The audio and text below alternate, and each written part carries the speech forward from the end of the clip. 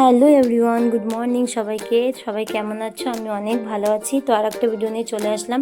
তো সবাই জানো আজকে স্কুলের ফার্স্ট ডে, তো বাচ্চাদের টিফিনের জন্য চলে আসলাম। কি বানাবো? তো ভাবলাম চলো ম্যাগি করে দিই।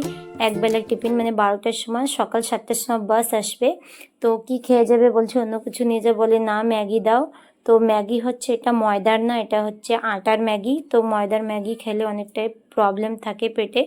তো চলো সকাল সকাল শুরু হয়ে যাক কিছু একটা খাওয়ার জন্য। তো ওদের চকোস আর দুধটা গরম করার পরে চকোসটা আর কি দিয়ে দিলাম, কি একটুখানি ভিজিয়ে রাখলে তাহলে জলদি নরম হয়ে যাবে খাওয়ার জন্য, তুরান খেয়ে রেডি হয়ে যাবে। আর অনেক জলদি বাস চলে আসবে, এত জলদি ঘুম ভাঙে না। তবুও উঠতে হবে, কেন কি এখন থেকে 4টা বাচ্চা স্কুলেই যাবে। তো দেখো 2 মেয়ে রেডি হয়ে গেছে, আর বাড়ির সবাই মিলে হেল্প না করলে সকালে এত তাড়াহুড়ো করে পারি না।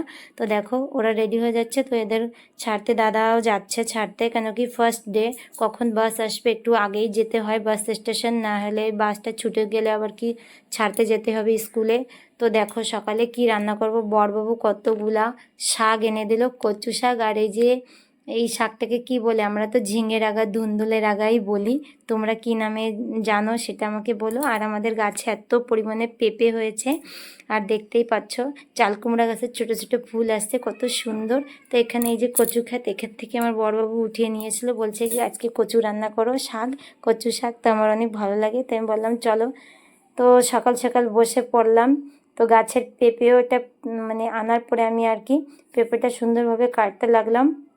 আর বাবু তো অযোধ্যা থেকে আসার পরে বাবুর শরীরটা অনেকটাই নরম হয়ে গেছে, কেন কি বাবুর খুব মানে পেটের প্রবলেম হচ্ছে, গ্যাসের প্রবলেম হচ্ছে, যার জন্য আমি পেঁপে কেটে বাবুকে সিদ্ধ করে আর কি দেব খাওয়ার জন্য, পেটের জন্য খুব ভালো। আর এই যে সকালবেলা বসে পড়লাম, সবথেকে প্রথমের এটা হচ্ছে আমার বড় কাজ, হচ্ছে কচু কেটে মানে ওটাকে সিদ্ধ করা।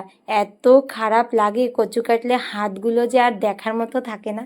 তো দেখা যাক আমার হাতের কি অবস্থা হয়। তো দেখো কচুগুলো ভালো করে ধুয়ে নিচ্ছি, ধোয়ার পরে হাতটা দেখো, বাপরে এত কালো হয়ে গেছে, উঠবে কি কে জানে, উঠবে কি উঠবে না, চলো দেখা যাক। তো ভালোভাবে ধুয়ে নিলাম আমি পুরোপুরি।